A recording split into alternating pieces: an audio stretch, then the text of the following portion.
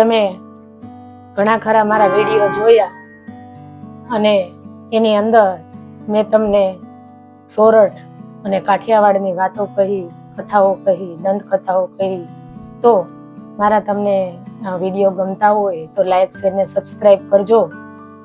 હવે હું વાત કરું તો આપણા સોરઠ અને કાઠિયાવાડની અંદર આહિરનો આશરો વખણાણો છે. કૃષ્ણથી લઈ અને તમે નવઘણ સુધી લઈ લ્યો કે આહિરના કેવા આશરા હતા, આહિરે કેવો આશરો આપ્યો છે, કેવો નિભાવ્યો છે, એમાં એને શું શું સમર્પણ આપ્યું, હું ત્યાગ કર્યો છે એને. કૃષ્ણથી લઈ અને તમે કોઈ મેં સાંભળ્યું છે લોક સાહિત્યમાં કે કોઈએ કીધું છે કે હાથ માળની હવેલીમાં રહેતા ચબરબંધીઓ કોક દીક આવીને નેહડામાં જોવો કે હું સંસ્કૃતિ છે, હું સંસ્કાર છે, હું દાતારી છે, હું સમર્પણ છે. તો નેહ નીતરતો હોય ને નેહડો કહેવાય. ત્યાં નાના નાના નેહડા હોય, ત્યાં મોટા મોટા સિટી ન હોય, મહાનગરપાલિકાઓ ન હોય. અને કાલે મેં એક લોક સાહિત્યની વાત સાંભળતી હતી તે મેં જોયું અને મેં ખુદ અનુભવ્યું પણ છે કે તમે ગામડામાં જાઓ ને તો ત્યાં ફળિયા હોય, આ ફલાણા ભાઈ નું ફળિયું, આ રામજીભાઈ નું ફળિયું, આ પ્રાગજીભાઈ નું ફળિયું, ફળિયાથી ઓળખાતા માણા. અને હજી ઓળખાય છે, હજી અમુક નાના નાના ગામડાની અંદર તમે જાઓ ને તો ફળિયાથી માણા ઓળખાય છે. તો એ ફળિયા કેવા હોય કે સવારથી માંડીને સાંજ સુધી રાત પડે ત્યાં લગીને ફળિયા ગાજતા હતા. એ ફળિયાની અંદર અવર જવર હોય, હાલચાલ હોય, સવારમાં ગાડા જાતા હોય, ગાયું જાતી હોય, ભેહું જાતી હોય, કોઈ નીણપોળો નાખતા હોય, ખાણ ખવડાવતા હોય, બાયું નીણપોળો ફૂકવતી હોય, બળતણ ફીકવા હોય. તમે આમ ગામડાનું વર્ણન, તમે એ ફળિયાનું વર્ણન, એ ગામની અંદર આવેલા ફળિયા તો તમે જોવો કેવા જાગતા ફળિયા હતા. કે સવાર પડે એ ગાડા વાડીએ જાય, છોકરા ભણવા જાય, કોઈ ખેડૂ વાડીએ જાય, ભાત જાય, કોઈ આવે ઢોર જાય, અને કોઈ માગણ આવે, કોઈ કઈક વેસવા વાળા આવે, કોઈ બાયું મસલ્યું બોપટી બોરિયા બકલ વાળીઓ આવે, કોઈ બ્રાહ્મણ લોટે આવે, દયા પ્રભુની ધર્મની જય હો, તારીખ તિથિ કેતા જાય, કોઈ માગણ આવે અને કોઈ કઈક સારું કઈક રાંધતું હોય તો એકાબીજાને ઘેરે દેવા જતા હોય. આવા જાગતા ફળિયા છે ગામડાની અંદર. અને આની આ જ વસ્તુ તમે મહાનગરપાલિકામાં જો, ભૌતિક સુવિધા ખૂબ છે ત્યાં, પણ ત્યાં માણસાઈ નથી. માણા નથી કેતા, પેલાના જમાનામાં માણા ઓછા હતા, માણસાઈ ખૂબ હતી. અને આજ માણા વધી ગયા પણ માણસાઈ નથી. તેથી ભાવ હતો, આજે ઓલા ભાવ વધી ગયા છે ને આ ભાવ માણાના ભાવ નથી રહ્યા. તો શહેરની અંદર તમે જોવો ને તો સોસાયટી હોય બહુ સરસ લોકેશન વાળી, તમે જોવો તો અમારી સોસાયટી બહુ સારી સરસ છે લોકેશન વાળી, પણ બહાર કોઈ કૂતરાની અંદર પ્રવેશ કરવાનો ન હોય. અને અહીંયા તો કૂતરા ને મીંદડા ને બધા ગામડાની અંદર ફળિયામાં અંદર જતા હોય ને આવતા હોય. સવારમાં ગોરી ગાયને એક રોટલીનું બટકું દેવાનું હોય, સાંજ પડે બપટાને ખાવાટાને કૂતરું આવે.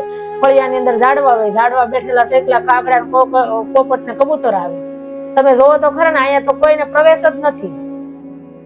તો મેં તમને કીધું કે આહિરના આશરા છે એ વખણાણા છે.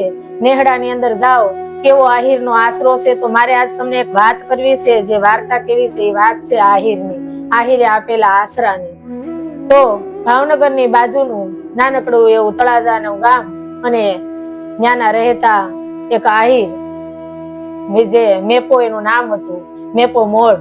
અને એનો ભાઈબંધ એ બારોટ હતો, બાજુનું ગામ હતું, બે બાજુના ગામમાં રહેતા હતા. પણ આ જે મેપો છે એનો યજમાન હતો, એ બારોટ છે, એ ચોપડા લઈ અને બધા જે એના હોય આયરો આહિરો એની ઘેરે જઈ અને એનો એ ધંધો કરતા, બારોટનો દુહાછંદ કરે. અને આ બે ને ભાઈબંધી હતી, આ બારોટને અને મેપાને એવી ભાઈબંધી હતી કે એકબીજાની ઘેરે જાય તો બે ત્રણ દી રોકાય, ડાયરા કરે, કહુંબા કરે, એકબીજાના સુખ દુઃખ ની વાત કરે, સુખ દુઃખ ના સાથી બને.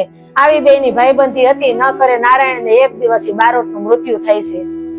અને એને નાનકડો એવો દીકરો છે, દીકરાને મૂકી, એક જ દીકરો હતો, દીકરાને મૂકી અને એ બાપનું ગામતરું થાય છે. ત્યારે એ બાઈ છે એની ઘેરેથી જે હોનબાઈ, એ હોનબાઈ ને એમ થાય છે કે ઓહો એની માથે તો આપ તૂટી પડ્યું. કારણ કે એ જે બારોટ હતો એના બારોટપણા ઉપર તો પોતાનો જીવન નિર્વાહ હાલતો હતો, કોઈ કમાવા વાળું ન રહ્યું. અને એમાં એ દુકાળ પડ્યો. ત્યારે એને એમ થાય છે કે ક્યાં જવું એ કરતા કરતા એ રાપજ ની અંદર જે મેપો છે એની અંદર એની ઘેરે આવે અને એમ કે છે કે ભાઈ એને ખબર પડી જાય છે. કારણ કે એનો ભાઈબંધ જેનું ગામતરું થયું હતું એને ખબર હતી. તે ખબર પડે છે કે ઓહ સોનબાઈ તો આ દુઃખના માયરા આવ્યા છે, થોડાક દુકાળના દિવસો વિતાવા આવ્યા છે, દુકાળ વર્તવા આવ્યા છે. આયર અને આયરાણી બે ને મીઠો આવકારો આપે છે. આપણે દુલાભાઈ કાગની કવિતા જોઈ કે તારે આંગણીએ પૂછીને આવે તો એને કોઈ તું આવકારો મીઠો આપજે. કોઈ માણસ છે ને એ માણા પૂછીને આવે છે. તમારી ઘરે ગમે એટલી સંપત્તિ હોય, ગમે એટલી સુવિધા હોય, પણ આવકારો ન હોય તો તમે શું કરો? તો આવકારો ઈ ફળિયું કઈ પૂછતા પૂછતા ગયા છે. સોનબાઈએ ગામના પાદરમાં આવીને પૂછ્યું કે મેપો મોટ ક્યાં રહેશે, મેપા મોટ નું ઘર કયું છે, એનું ખવડું કયું છે, એનું આંગણું કયું છે. તે આવડા છોકરા એમ કે સામે ડેલી દેખાય ને એ મેપા મોટ ની ડેલી છે, જાવ કે ત્યાં જાય છે. અને બે જણા એનું સ્વાગત કરે છે, એને રાખે છે. અને ત્યારે એમ કે છે કે તું તો મારી જીભની માનેલ બેન છો, હું તારો ભાઈ છું, બેન તું અહીંયા રોકા અને તારે કાંઈ પણ વસ્તુની ખોટ પડે તો મને કહેજે, મા દીકરો બે રોકાવ. અને એની ઘરેથી જે આયરાણી હતી ને એ પણ એવી હતી. માણા નતા કેતા કે આખે વાત કરી લે, મૂસું દાંત કાઢી લે, એમ કેવું ન પડ્યું કે આવી છે ને તું હાસવજે, એને કે ખોટ ન પડવા દેતી, એ તો દુઃખની મારી આવી છે. બે માણા એવા ઈ મા દીકરાને હાસવે છે. પછી એમાં વરસાદ થાય છે, બહુ સારું વરો થાય છે. તો એકવાર હોનબાઈ રજા લે છે, ત્યારે મેપો મોઢ ના પાડે છે કે ના ભાઈ તારે ન્યા જઈને આ દીકરો નાનો છે તો શું કરવાની છો, કઈ રીતે તારું જીવન ગુજરાન અકાવાય, એ કરતા રોકાની ક્યાં. એમ કરતા કરતા વિચાર કરો મિત્રો, એને કેટલો આશરો આપ્યો હતો કે છોકરો 3-4 વર્ષનો લઈને આવી હતી ને 15-16-17 વર્ષનો છોકરો થયો ત્યાં લગીને એને એની ઘેરે રાખી. એની બેન એ જીભની માનેલી બેન હતી, પોતાના ભાઈબંધની પત્ની હતી અને એની ઘેરે રાખી. કેવડો મોટો દીકરો થઈ ગયો ત્યારે એ બાઈને એમ થાય છે કે હવે તો મારો દીકરો મોટો થઈ ગયો છે, ચોપડા ઉપાડી અને ઘેરે ઘેરે જાહે અને અમારું બારોટપણું જે છે પરંપરાથી હાલ્યું આવે છે એ કરશે અને અમારું જીવન ગુજરાન હાલશે. ભાઈ હવે અમને રજા દે. ત્યારે એનો ભાઈ શું કે છે કે તું મારી ઘરે આવી હતી, આવડો દીકરો, આવડો મારો ભાણેજ લઈને આવી હતી અને મારું એક સપનું છે કે હવે તમે બધા તમને બેને હું જયારે વિદાય દઉં ને ત્યારે આ દીકરાની વહુ લઈને તું જા, એવું મારું એક સપનું છે. ત્યારે સમય જાતા એ જે સોનબાઈ છે એ એમ કે છે કે ભાઈ તો જો તું રજા આપતો હોય તો હું મારા ભાઈ ની ઘરે જાઉં, અમારામાં તો મામા ફૂઈમાં વરે, એને મારી ભત્રીજી છે, મારી ભાઈની દીકરી છે, એની ઘરે જઈને માગું નાખું. ભાઈ આ પાડે છે. અને ત્યારે તો કઈ વાહન વ્યવહારની સુવિધા નહોતી અને બેન છે એ મેપા મોઢની ઘેરેથી ગાડું લઈ અને એનો ભાઈ જ્યાં જેતપુર રહેશે ત્યાં જાય છે, 2-3 દિવસ રોકાય છે અને દીકરીનું માગું નાખે છે. અને ત્યારે હા પાડે છે, હક પણ નક્કી કરી. અને ત્યારે એક દિવસ ત્યાં 2-3 દિવસ રોકાણા. એના ભાઈએ કીધું કે તમે ઘણા ટાઈમે આવ્યા છો બેનબા, તમે રોકાઈ જાઓ. ત્યાં રોકાય છે અને એક દિવસ એને રાતે નીંદરમાં થોડુંક આમ થડકો લાગ્યો, અંદરથી કઈક ધ્રાસકો પડ્યો, ફોરવતું ન એવું થાય, કઈક ન થવાનું એવું થાય, અંદરથી એવું થયા કરે છે કે કેમ ગોરવતું નથી, ગમતું નથી, કઈક થાય છે. મને મારો દીકરો યાદ આવે છે, મને એ ત્રાપસ ગામ યાદ આવે છે, કેમ એમ થતું હશે. રાતે નીંદર ઉડી ગઈ, હવાર લગી નીંદર નો આવી. હવાર પડ્યું, ભાઈ પાસેથી રજા લીધી અને ધીમે ધીમે કરતા એ 2-3 દિવસે 3-4 દિવસ વયા ગયા હતા. અને બેન પોતાના જીભનો માનેલ ભાઈ છે ને ત્રાપસમાં આવે છે ને પાદરમાં ગાડું પૂગે છે ને ત્યાં ગામના નાના મોટા છોકરાઓને જોવે છે અને કે છે કે કારણ કે એનો દીકરો છે ને એ રોજ ઓલા મેપાના છોકરા વાયરે ઢોર ચરાવવા જતો, ઢોર ચરાવવા જાય, વાડીએ જાય, ખેતર જાય. આ મેપા મોટ ને તો હરિના, ઈશ્વરના, મુરલીધર ઠાકરના 1000 હાથ એની માથે હતા. એટલો સંપત્તિ કીર્તિવાન માણસ હતો, એટલું ઢોર ઢાખર જમીન, કેટલી એની પાસે જાયદાદ હતી. ત્યારે એના છોકરા ભેગો આ છોકરો રોજ રહેતો, રમતો, ખાતો, પીતો, એની ભેગો ઢોર ચરાવવા જતો. ત્યારે બન્યું એવું કે બધા ઢોર ચરાવવા ગયા હતા, ન્યા સોમાહામાં સીપડાના વેલામાં એને કઈ ખબર નહીં અને સીપડું લેવા માટે હાથ નાખ્યો અને એને આ એરું આપડી ગયો. એરું આપડી ગયો અને જે એનો અભો હતો એનું નામ હરભંગ હતું, પણ એની મમ્મી, એની માતા છે એને અભો કઈને બોલાવતી અને એને એરું આપડી ગયો અને એનું પ્રાણ પંખીરું ઉડી ગયું. ત્યારે ખૂબ મેપાને દુઃખ થયું, આયરાણીને ખૂબ દુઃખ થયું કે જેને આપણે આશરો આપ્યો અને આપણે આવા અબજો મેળ્યા, આપણને આવું થયું, આપણે ભાણેજ ખોયો અને એનું બધી વિધિ પતાવી દે છે. નામથી બેન આવ્યાથી છોકરા એમ કે છે, અરે ફઈબા તમને કઈ ખબર નથી, હોનફુઈ તમને ખબર નથી કે શું થયું? એમ કેમ કહો છો ખબર નથી, ઝટ બોલો શું થયું છે? એ કે તો એમ કે છે કે તમારો જે અભો છે ને એને તો એરું આપડી ગયો, એને તો લાંબુ ગામતરું થઈ ગયું, આવી બધી વાત કરે છે. અને આયર છે એ પોતાની ઓસરીને કોરે થાંભલીને ટેકો દઈને ઉભો છે.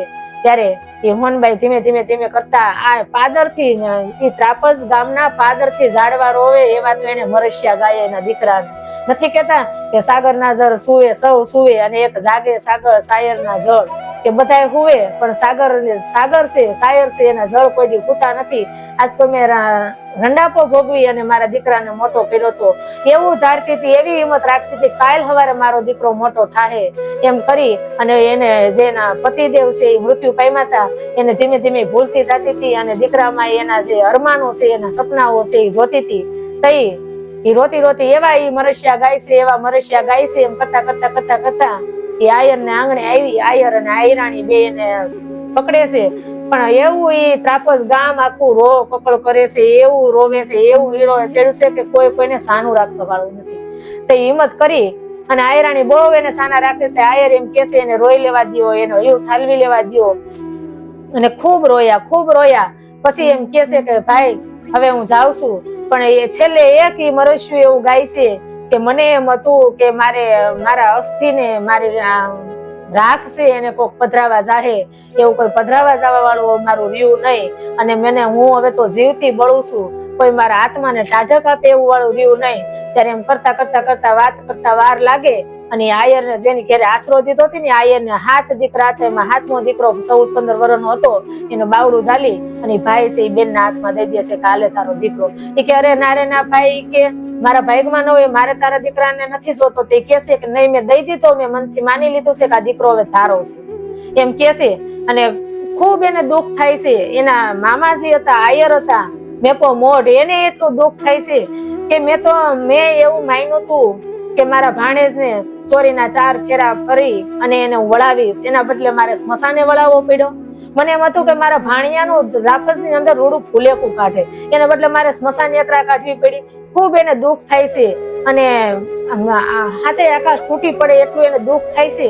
અને આવી રીતે એની જે બેન છે એને પોતાનો 7મો દીકરો દઈ અને બેન પછી વહી જાય છે અને દીકરો મોટો થાય છે.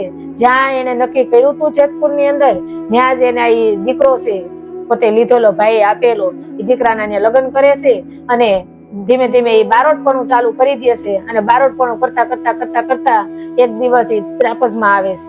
ને ત્રાપસમાં જયારે આવે છે ને ત્યારે એની જે માતા હતી અને આજે હોનબાઈ ની જે ભાભી થતી હતી, આયર ની ઘરેથી આયરાણી હતી, એ એમ કે છે કે આવો આવો દેવ, આવો બારોટ. આવી રીતે આ એક વાત છે કે આયર ના આશરાની. આ જયારે આપણે વાત કરી છે ને ત્યારે આપણને નવઘણ ને આપેલો આશરો, આપા દેવાએ તે આશરો આપ્યો તો પોતાના દીકરાને દઈ દીધો હતો. અને જુનાગઢ નો દીવો ઝળહળતો રાખવા હાટુથી પોતાના દીકરાને તે દિવસે દઈ દીધો હતો દુશ્મનના હાથમાં અને એને મારી નાખ્યો હતો.